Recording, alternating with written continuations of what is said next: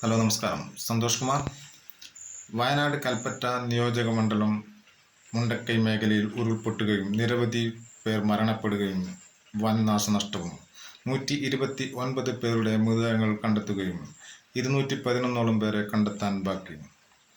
ചൂരൽമല, പുന്തിരിവട്ടം, പുത്തൂർ മല ഗ്രാമങ്ങളിലെ നിരവധി വീടുകൾ, ഹോം സ്റ്റേകൾ, റിസോർട്ടുകൾ തകരുകയും ചാലിയാർ പുഴയിലൂടെ ഒഴുകിയ മൃതദേഹങ്ങൾ മലപ്പുറത്ത് 29-ാം തീയതി ഉച്ചയ്ക്ക് ആദ്യ ഉരുൾപൊട്ടുകയും 30-ാം തീയതി പുലർച്ചെ 1:30-ക്ക് ശേഷം 3 തവണ കൂടി പൊട്ടിയ ഉരുൾ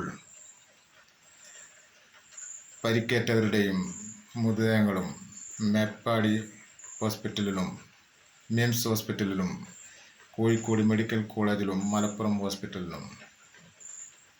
കരസേന, NDRF, അഗ്നിശമനസേന, ഫയർഫോഴ്സ്, പോലീസ്, മറ്റ് രക്ഷാദൗത്യ സംഘങ്ങൾ ആദ്യ ദിനം രക്ഷാ ദൗത്യം പൂർത്തിയാക്കുകയും നാളെ തകർന്ന പാലം സേന പുനർനിർമ്മിച്ച് രക്ഷാദൗത്യം തുടരും.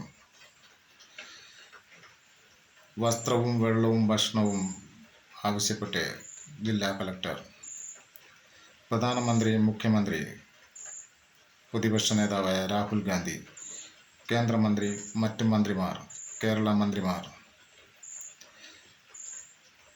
രാഷ്ട്രീയ നേതാക്കന്മാർ, ദുരന്തത്തെ എല്ലാവരും നേരിടണമെന്നും സഹകരണം എല്ലാവരിൽ നിന്നും ഉണ്ടാവണമെന്നും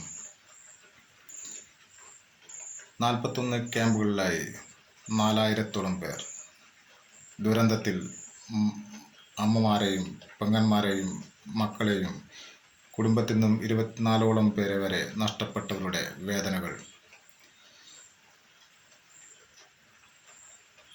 എൻ്റെ വീഡിയോകൾ കൂടുതൽ കാണുന്നതിന് വേണ്ടി ലൈക്ക് ചെയ്യൂ, ഷെയർ ചെയ്ത്, സബ്സ്ക്രൈബ് ചെയ്ത്